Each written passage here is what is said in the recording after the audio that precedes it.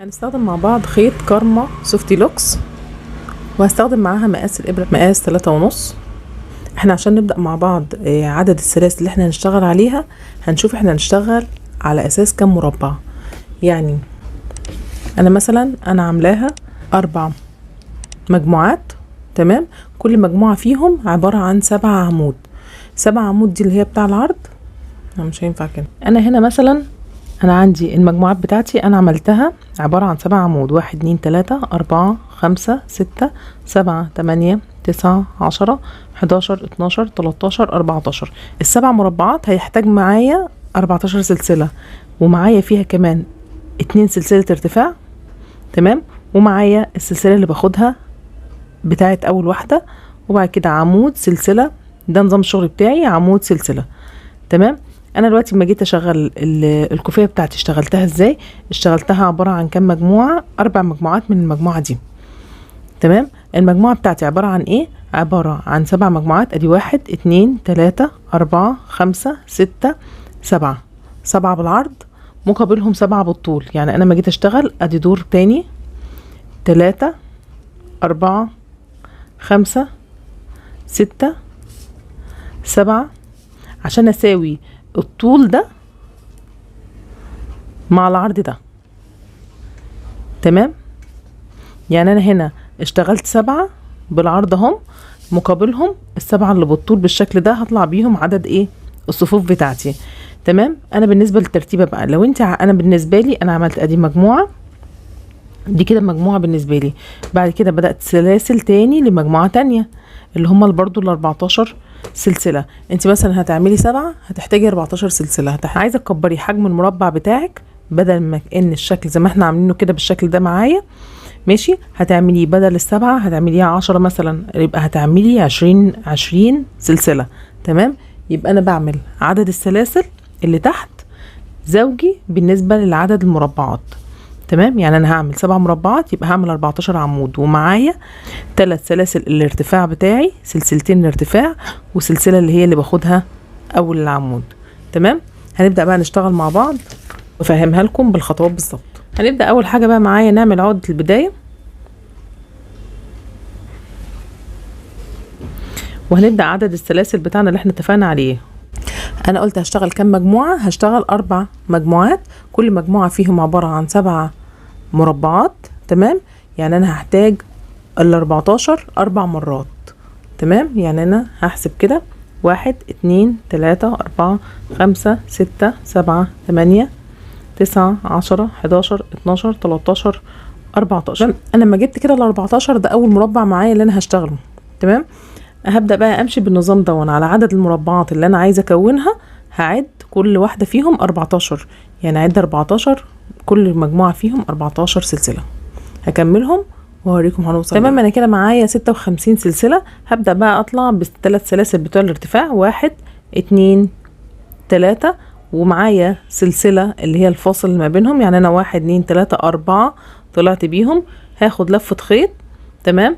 وهعدي 1 2 3 4 5 وادخل في سادس سلسلة معايا، بحيث اكون فيها غرزة العمود بتاعتي 2 في 2. بعد كده هاخد سلسلة واخد لفة خيط واسيب السلسلة اللي عليها الدور، وادخل في اللي بعدها واكون فيها غرزة عمود. لفة خيط من تحت واطلع معايا 3 لفات على الابرة. هاخد لفة خيط اقفل 2، لفة خيط اقفل 2 كمان.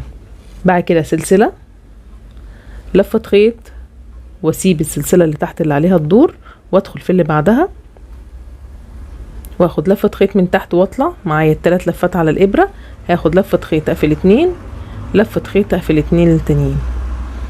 بالشكل ده كده هيكون معايا شكل المربعات بتاعتنا.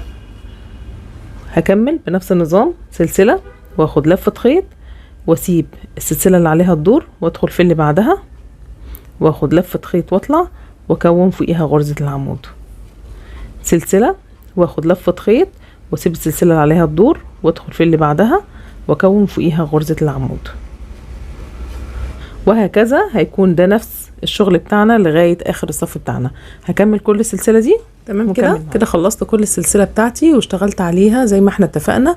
بسيب سلسلة واشتغل عمود في السلسله اللي بعدها. هنيجي كده في اخر الصف بتاعنا هنبص نلاقي معايا سلسلتين، هقوم اخده سلسله من فوق واقوم اخده لفه خيط واسيب السلسله عليها الدور وادخل في اللي بعدها، وبكده هدخل واخد لفه خيط واقوم قافله اخر عمود معايا في الصف الاولاني. تمام. هنبدا بقى الصف الجديد. هناخد معايا 2 سلسله، 1 2 دول الارتفاع بتاعنا، والسلسله بتاعتنا اللي هي بتاعه الفراغ اللي ما بين كل عمود والتاني. وبعد كده هاخد لفه خيط وشغلي هيبقى كله على العمود. انا مش هشتغل في الفراغات دي، انا هشتغل في شغل العمود اللي قدامي ده.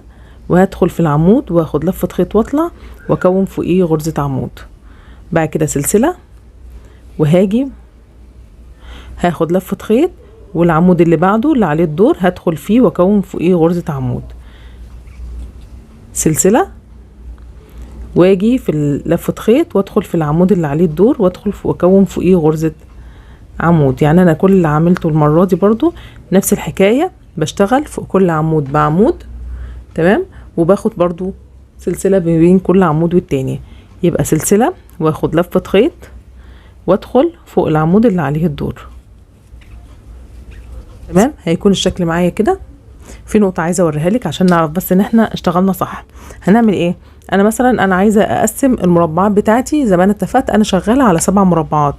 هعد معايا 7 مربعات، 1 2 3 4 5 6 7. انا كده هنا دي اول مربع معايا يخلص هنا. هعد بعديها 7 مربعات تانيين، 1 2 3 4 5 6 7. ده تاني مربع يخلص معايا هنا. اللي بعده برضو هنعد 7 مربعات، 1 2 3 4 5 6 7. يبقى ده اخر مربع كده معايا. بالنسبه لي انا عشان هشتغل مقاس صغير مش مقاس كبير، هيبقى عباره عن 4 مربعات. هنبص هنا لسه معايا ايه، 1 2 3 4 5 6 7 مربعات. يبقى انا كده قسمتها اهو. بالنسبه للشغل بتاعي انا هشتغل على المربعات دي كده المربعات العرض اللي انا عايزه اشتغل عليه. انت ممكن برضو تقعدي تجربي كده لغايه لما تشوفي العرض اللي انت عايزه عرض المربع بالشكل ده، او لو عايزاها اكبر او لو عايزاها اقل، حسب ما انت عايزه. بتحددي عدد المربعات اللي انت هتشتغل عليها بالعرض، وهيها بالظبط هتشتغليها بالطول من نفس اللون. انا هنا كملت اللون الرمادي الصف التاني اهو بالشكل ده معايا. هنيجي هنا عند اخر واحده بس نقفلها مع بعض. هاخد لفه خيط، انا خدت السلسله بتاعتي اللي باخدها ما بين كل عمود والتاني، وعندي هنا انا كنت هنا حاسبه معايا 3 سلاسل ارتفاع والسلسله اللي باخدها في النص. يعني انا هسيب السلسله برضو اللي عليها الدور هنا وادخل في اللي بعدها. تمام. هسيب سلسله وادخل في اللي بعدها عشان اسيب الفراغ اللي بسيبه ما بين العمدان، واخد لفه خيط واطلع واقفل عليها بغرزه عمود عشان اساوي الطرف بتاعي بالشكل ده. بعد كده هاخد 1 2 3 سلاسل وهاخد لفه خيط. انا ليه خدت 3 سلاسل ما خدتش 4؟ عشان انا مش عايزه العمود بتاعي اللي على الطرف ده يبقى طويل، بحيث ان يبقى الشكل بتاعي مظبوط من على الطرف. لو انت ايدك ضيقه في الشغل ممكن تعمليه 3 ارتفاع. لفه خيط وهدخل برضو في العمود اللي عليه الدور واعمل عليه عمود. سلسله واخد لفه خيط وادخل في العمود اللي بعده. هفضل اكمل بقى بالنظام دوت، سلسله وادخل في العمود اللي عليه الدور. كل الشغل بتاعي بالشكل ده، كل الكوفيه بتاعتي شغلها لغايه لما احدد الطول اللي انا عايزاه بالشكل ده. سلسله وادخل في العمود اللي عليه الدور. هيكون معايا الشغل بتاعي بالشكل ده كده. هكمل الشغل بتاعي لغايه لما اكمل 7 صفوف من اللون الرمادي، وبعد كده ندخل مع بعض على اللون التاني. انا كده اشتغلت ال7 صفوف اللي احنا اتفقنا عليهم باللون الرمادي. هنبدا بقى خلاص. انا كده معايا العمود الاخير اهو. هعمل سلسله خيط وادخل اسيب سلسله وادخل في التانية اللي بعدها على طول، واخد لفه خيط من تحت واطلع. معايا 3 لفات على الابره. هاخد لفه خيط اقفل 2، واللفتين التانيين دول مش هقفلهم باللون الرمادي. هبدا اجيب اللون التاني اللي احنا عايزين ندخله بقى معايا، اللي هشتغل بيه الجديد. اللون الابيض مثلا اهو معايا. هاخد اللون الابيض كده واسحبه من اللون الرمادي بحيث ان انا اقفل بيه وهبدا بيه الشغل الجديد. تمام. واقوم بادئه اطلع بقى معايا 3 سلاسل، 1 2 3 اللي احنا بنبدا بيهم، والف الشغل بتاعي الجنب التاني واخد لفه خيط، وهكذا برضو فوق كل عمود هدخل فوقيه بعمود. بعد كده اخد سلسله لفه خيط وادخل على العمود اللي عليه الدور بعمود. سلسله لفه خيط وادخل في العمود اللي بعده بعمود. عمود، وهكذا بنفس النظام بالظبط اللي انا اشتغلت بيه اللون الرمادي تحت هشتغل بيه برضو اللون الابيض. هشتغل برضو من اللون الابيض زي ما اشتغلت في اللون الرمادي 7 صفوف بالشكل ده، هشتغل برضو من الابيض 7 صفوف. بس هاجي هنا بس عايزه اعرفكم النقطه دي، انا من هنا وصلت اللونين هبدا اربطهم وعقدهم كده مع بعض، اديهم عقده كده بسيطه تمام، عقدتين فوق بعض كده، انا قفلتهم مع بعض. هبدا اعمل ايه؟ اللون الرمادي انا هاخده اداريه في اللون الرمادي تمام، يعني انا هاخد اللون الرمادي ادخله جوه الخيط الرمادي كده قبل ما ابدا اشتغل بقيه شغلي. يعني انا هنضف على الشغل بتاعي اول باول احسن، عشان الخيوط دي تتدرى معايا بعد كده في الشغل بتاعي وانا بشتغل تمام. هاخده كده اداريه جوه اللون الرمادي. انا بحب اعيد على الفتله تدخل في نفس المكان مرتين، تعمل زي عقده خفيفه كده عشان ما تطلعش منها تاني اهو. يعني مثلا اهو عايزه اداري اللون الرمادي ده، هاخده اسحبه معايا في الغرزه دي واطلع بيه تاني لفوق وارجع ادخل فيها تاني واسحبها تاني برضو في نفس المكان تمام. هنداري الخيط الرمادي معايا بالشكل ده كده جوه اللون الرمادي، والخيط الابيض ده برضو الفتله دي هاخدها اداريها جوه الخيط الابيض تمام، بحيث ان انا اداري الشغل بتاعي اول باول. انا كده تمام، اشتغلت 7 باللون الرمادي، هشتغل 7 باللون الابيض، بعد كده 7 باللون البينك تمام، وهكذا لغايه لما ابدا اجيب الطول اللي انا عايزاه تمام. وبكده خلصت الشغل بتاعي كله بنفس التسلسل اللي احنا اتفقنا عليه. اشتغلت الجراي بعديها البينك بعديها الابيض، وفضلت ماشيه بنفس التسلسل لغايه لما جبنا بقى المقاس معانا كام. نشوف كده بقى بقينا مقاس كام دلوقتي. دي كده لغايه هنا 150، ومعانا هنا كده كمان 45، يعني نقول معايا 195 متر. وهعمل لسه الشراشيب كمان معايا، هعمل شراشيب حوالي طولها من 10 ل 15 سنتي حسب الشكل ما هيكون معايا. هنبدأ بقى نعمل ايه. انا مقسمة هنا زي ما احنا مقسمين بقى الشكل معانا بالشكل ده، انا مقسماها 7 زي ما احنا اتفقنا، 7 7 7 7. هبدأ اجيب معايا الابرة والخيط، ابرة التنظيف بتاعتنا، وهوصل فيها الخيط مجوز بالشكل ده. بس هوصله بقى ازاي؟ انا هوصل الخيط بتاعي اطول من المقاس اللي انا قسته دلوقتي. يعني احنا قسنا دلوقتي قولي حوالي 2 متر ل5، انا قولي 2 متر.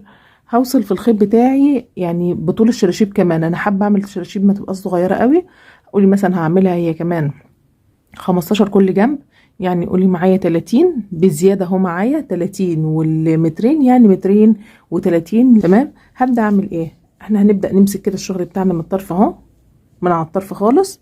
هبدا ادخل من تحت تمام، من تحت كده، وارجع في المربع التاني من فوق، اللي بعده من تحت لفوق. كل مربع ادخل فيه مره من تحت، ومربع اللي بعده هدخل فيه من فوق لتحت.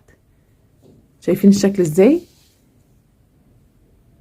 بالشكل ده كده، مربع ادخل فيه من فوق، ومربع اطلع فيه من تحت لفوق كده بالشكل ده معايا. واقوم سحبه الخيط بتاعي، وهسيب هنا بقى كده طول الشراشيب اللي احنا اتفقنا عليها حسب ما انت حابه تسيبيها قد ايه. هكمل كله كده بقى، هفضل اطلع كده بالشكل ده لغايه لما نوصل للاخر اهو، من فوق لتحت ومن تحت لفوق. بدخل فيها زي ما اكون بخيط بالابره والخيط عادي خالص كده اهو بالشكل ده، واسحب الخيط بتاعي من فوق لتحت. حاولي ما تعديش اي مربع عشان الشكل بتاعك يطلع مظبوط معاكي. وعلى قد ما نقدر كل فتره كده نشد الخيط بتاعنا بحيث ان احنا ما يجيش في الاخر نشده ونخليه يكون كله مع بعض في حته واحده. لا، انا عايزه كده اهو الخيط بتاعي يبقى مشدود شده حلوه كده، ويبقى مظبوط مع بعضه كده بالشكل ده. مثلا طالعه لي اهي لفوق، هاخد اللي بعدها لتحت، وهكذا نمشي زي نظام السراجه كده، كانك بتسرجي بتخيطي بالابره والخيط، بس بتدخلي مربع من فوق ومربع من تحت. الطريقه سهله جدا، بس عايزه منك صبر، وعايزه ان انت تفردي الشغل بتاعك قدامك براحته خالص عشان يكون مفرود، ما يرجعش الخيط بتاعك يكلكع منك. هيكون الشكل بقى كده معانا، هنمشي كله بالشكل ده، هوصل فيها للاخر وارجع لكم بقى تاني ونشوف هنبدا نطلع باللي بعدها. بالنسبه بقى جهزت فتله تانية خلاص اهي معايا. بصوا اول مره احنا دخلنا فيها في المربع من تحت كده وطلعنا فيها لفوق، تمام، ودخلنا في اللي بعده. لا، انا المره دي هدخل من فوق في المربع اللي بعده، هدخل فيه من فوق وبعد كده ارجع من تحت لفوق اهو بالشكل ده. هعكس، يعني انا المره دي بدات من تحت، المره دي هبدا من فوق، وهكذا. المره الجايه بقى هعمل برضو العكس، هبداها من تحت، يعني انا مره ابدا من تحت ومره ابدا من فوق، وهكذا برضو بنفس النظام هنمشي برضو عليه، برضو بنفس النظام كده. همشي طالع نازل زي ما اكون بتخيطي بالظبط، من تحت لفوق ومن فوق لتحت. مره ادخل في مربع من فوق ومره المربع اللي بعده من تحت، من فوق من تحت، هكذا بنفس النظام. واسحب الخيط بتاعي برضو كده.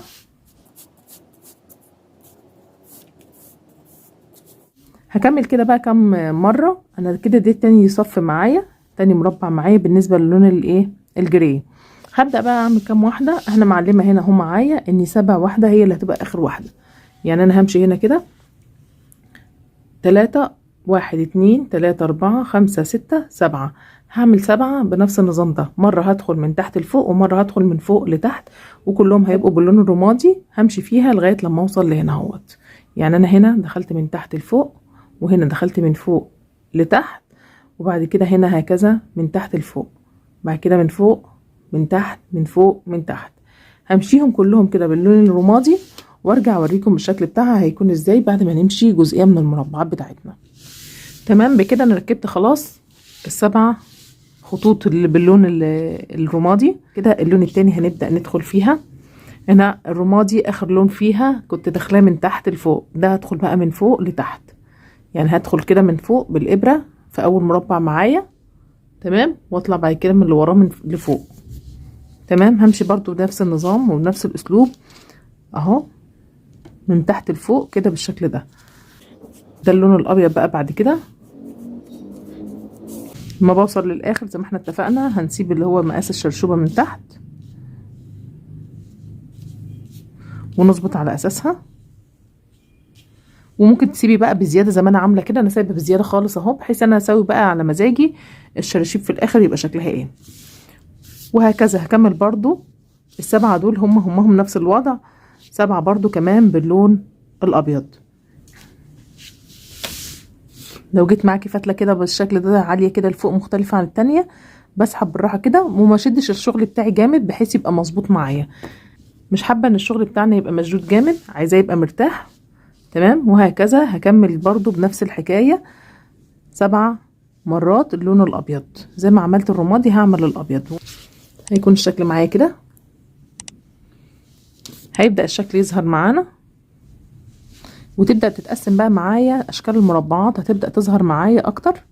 وهكذا بقى هكمل بنفس النظام ده. انا المرة دي دخلت من فوق، تمام، المرة اللي بعدها هدخل من تحت لفوق، وامشي بنفس النظام برضو. وهمشي بقى كام واحدة انا عاملاها مقسماها زي ما احنا شايفين بالدبابيس بتاعتنا كده، انا مقسماها 7 وحدات هدخل فيهم، يبقى انا هدخل في 7 مربعات بنفس النظام ده، وهمشي الشكل دوت. هكمل تمام واوريكم الشكل هيكون معايا بدأ ازاي. وبكده حبايبي انا دي كده الكوفيه اهي خلاص، بعد ما اشتغلت كل الخطوط بتاعتنا اللي احنا اتفقنا عليها بنفس الترتيب ده. كده الشكل بتاعها معانا. هنيجي على الطرف بقى بتاع الشراشيب هنا ونشوف هنعمل ايه مع بعض. طبعا هنا عايزه تتساوى وكلام من ده، بس هنشوف هنقفلها ازاي الاول. انا هنا خلاص الماركر ده ما عدتش محتاجاه، انا كده عملت التقسيمه اللي احنا كنا عاملينها. هبدا بقى دلوقتي اعمل ايه.